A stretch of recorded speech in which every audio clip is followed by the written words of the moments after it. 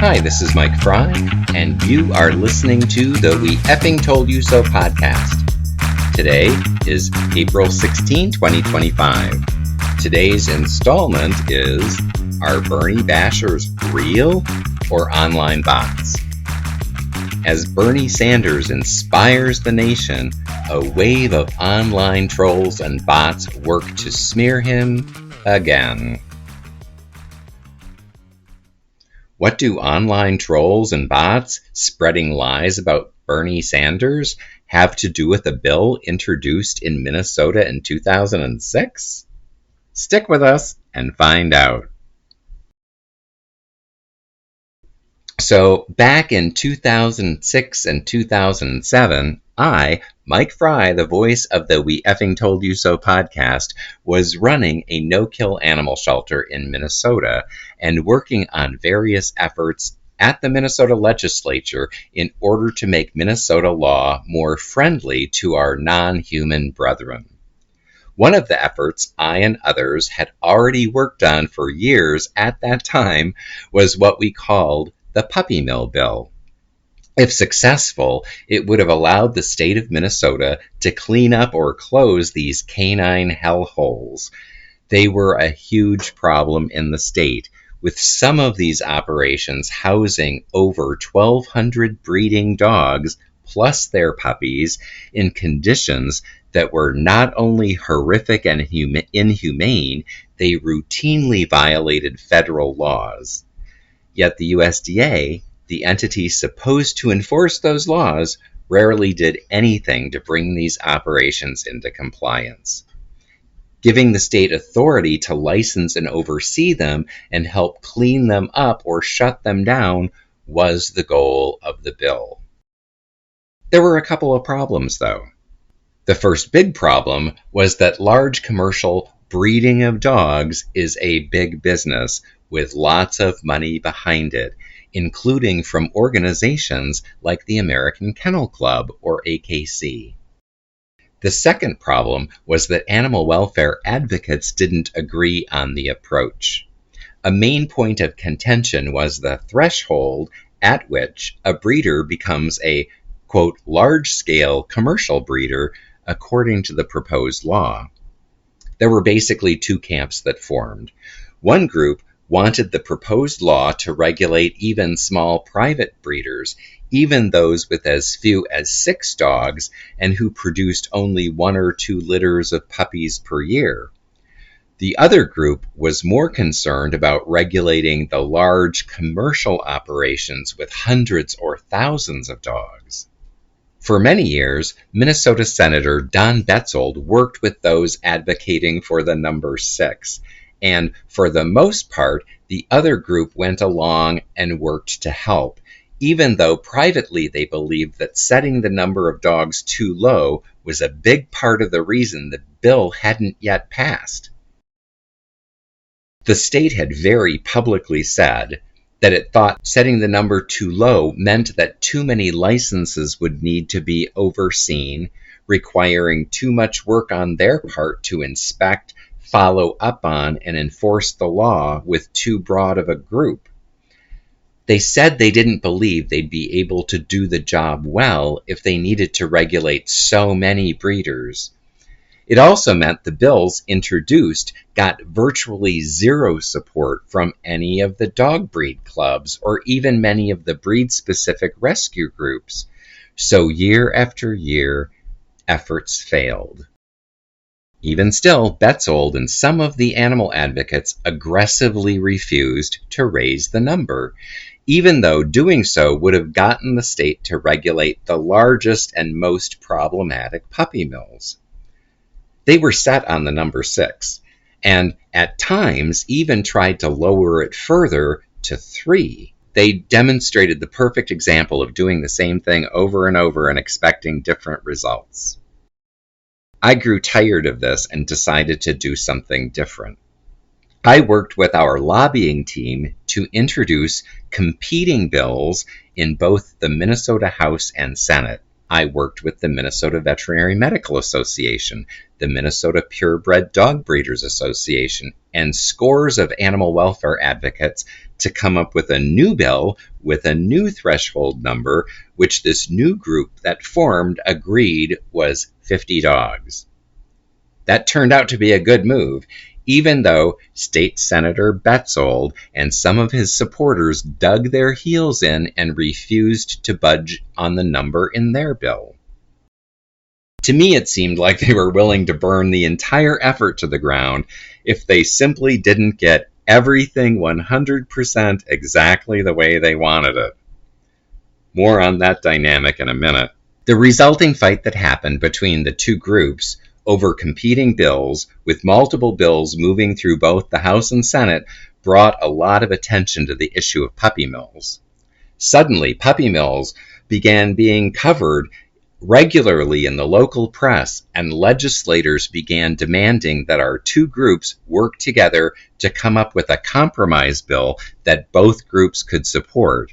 And then they said, if we did, they would vote for that legislation. So our groups got together and came up with a compromise bill that set the threshold at 25. Suddenly, it seemed like the stars aligned, the sun came out, and we were all about ready to sing Kumbaya. There was just one additional problem. The timeline had run out for meeting the committee deadlines needed in order to move the bills through legislation. Still, our lobbying team had a solution. The House and Senate were debating the Omnibus Agriculture Bill. Since there was funding for the Minnesota Agriculture Department in the puppy mill bill to help them do this new work the bill would have required of them, our team sought permission from the authors and the rules committees to put all of the language of the puppy mill bill into an amendment to the Omnibus Ag Bill. We were going to do that on the floor when the bill passed. It was basically an easier and faster and more efficient way of getting all of the agreed to language into law using language the House and Senate had technically been debating for years. The day before the Senate vote on the Omnibus Ag Bill was going to happen, the Democrats caucused the amendment. Our lobbyists counted votes, and we had all the votes needed to pass it with an easy margin. We were so excited that years of work was finally going to be finished.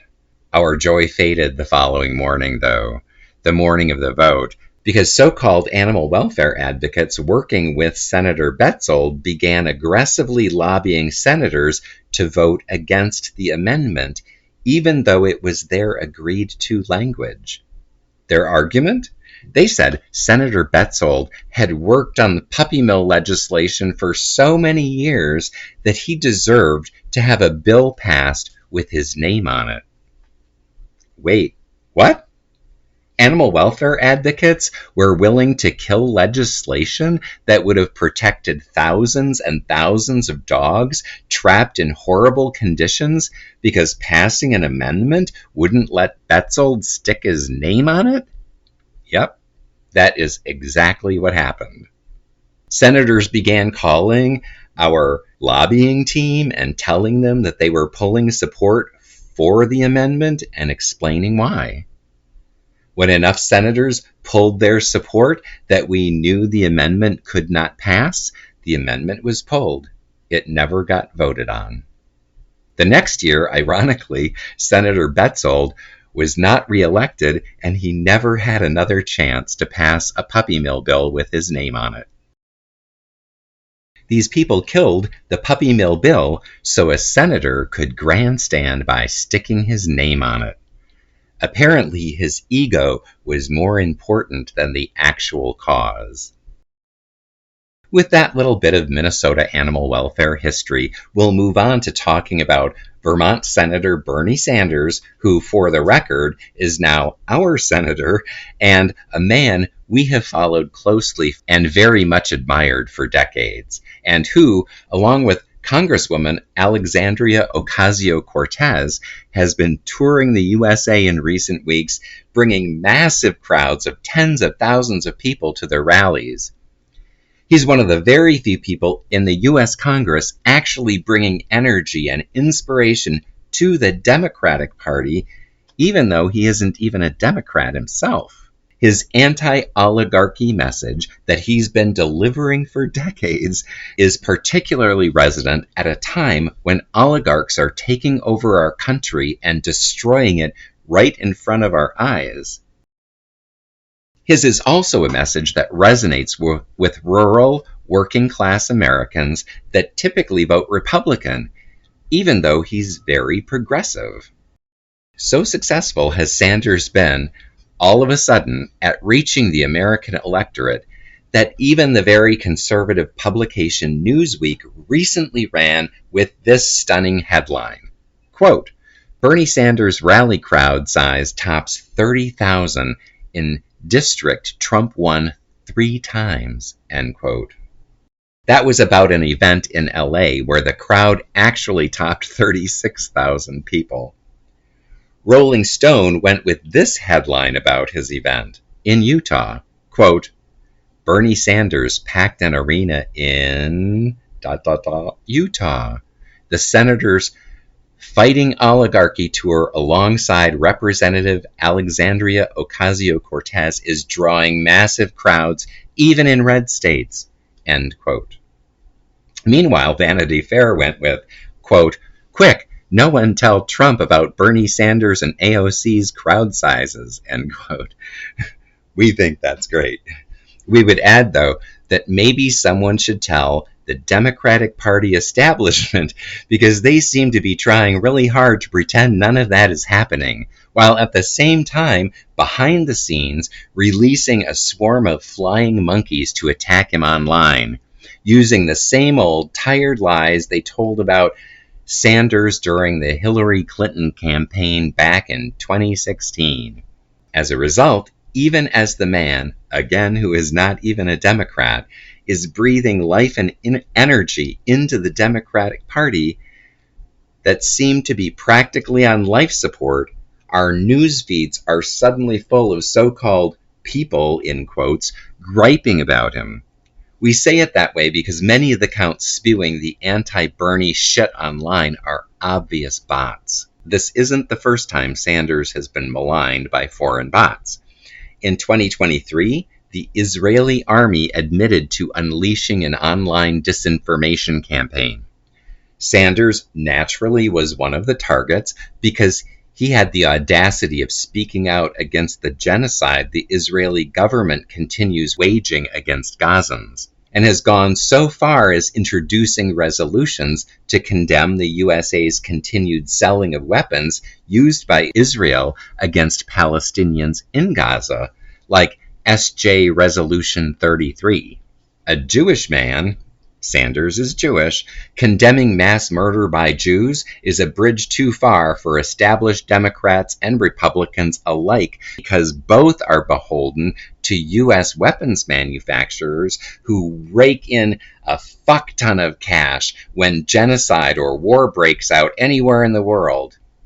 That's probably why both parties went along with invading Iraq in 2003, even though anyone with an ounce of sense knew the pretext for the invasion was an absolute lie. It should be pointed out that Sanders also voted against that war for profit effort, which helps to explain why he isn't a Democrat and remains an independent. It is worth also highlighting that everything he said about that war in advance of the vote turned out to be 100% correct. While having bullshit thrown at him from the Democratic establishment has been consistent, the actual BS thrown at him has varied quite a bit, to the point of being wildly contradictory. Historically, Bernie bashers have bitched that he, quote, doesn't do anything and doesn't have any support, end quote. They say, quote, no one follows him or cares what he does, end quote.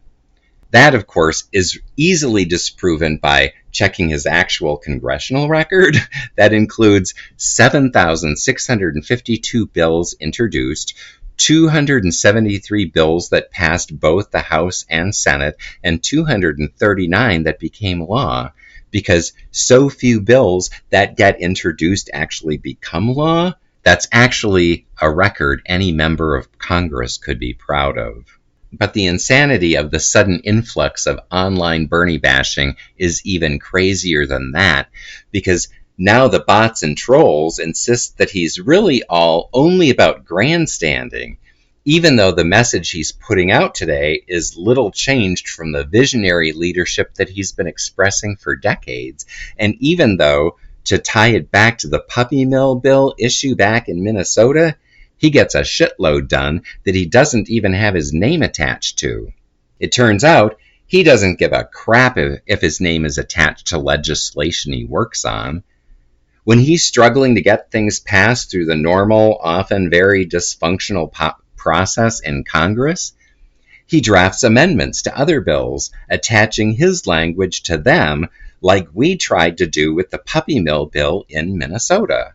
This gets his language into law, gets his work done, and improves the lives of his constituents, even though he basically gets no credit for it.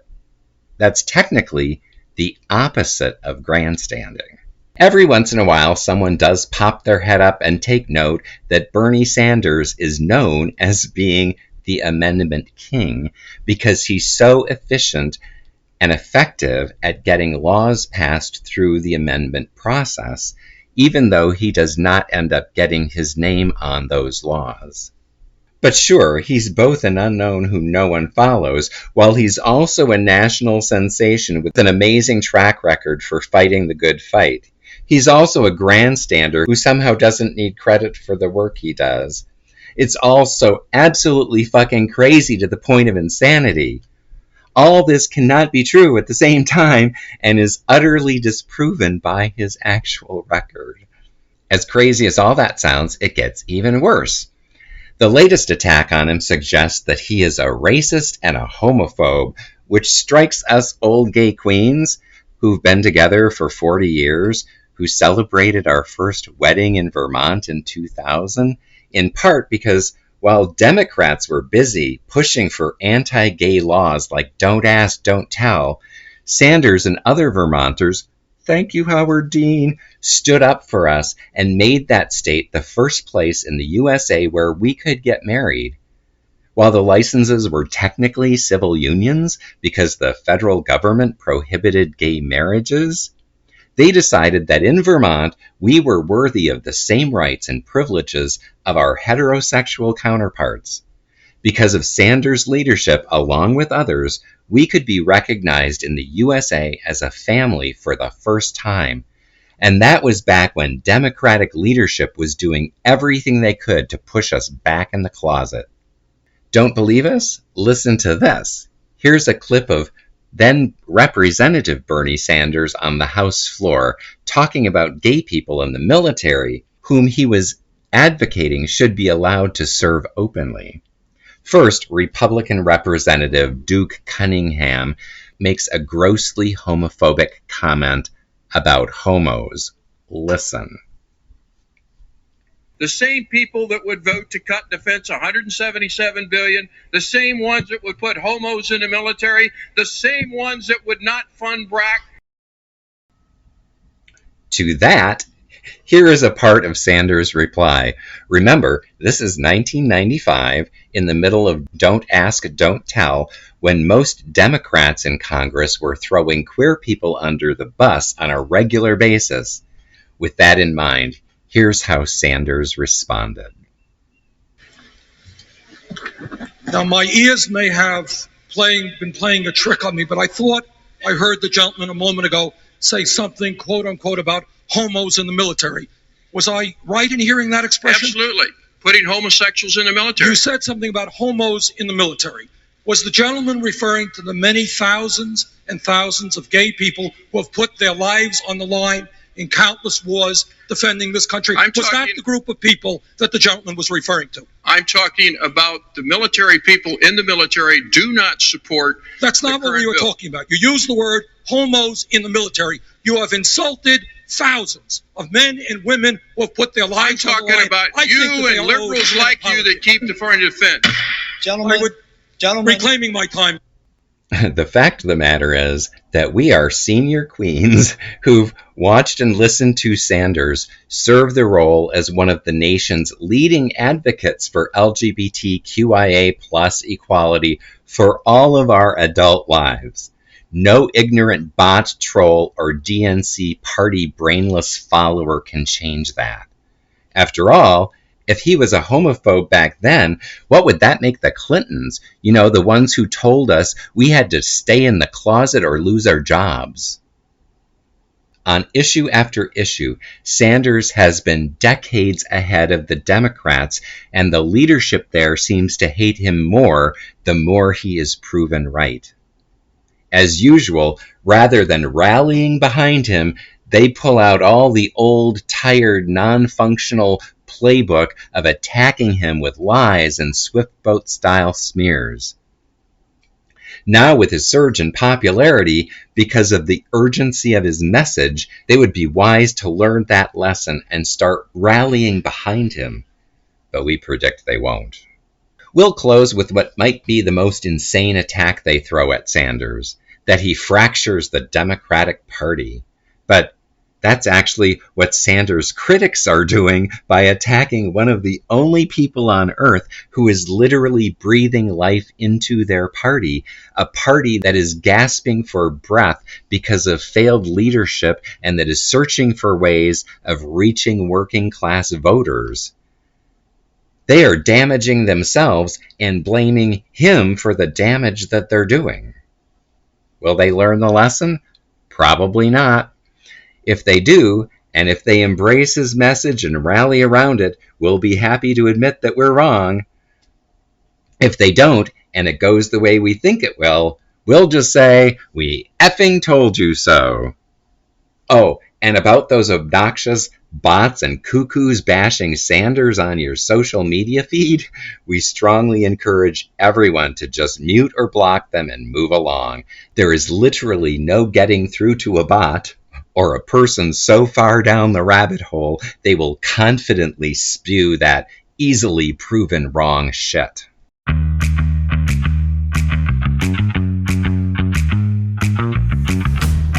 You have been listening to the We Fucking Told You So podcast.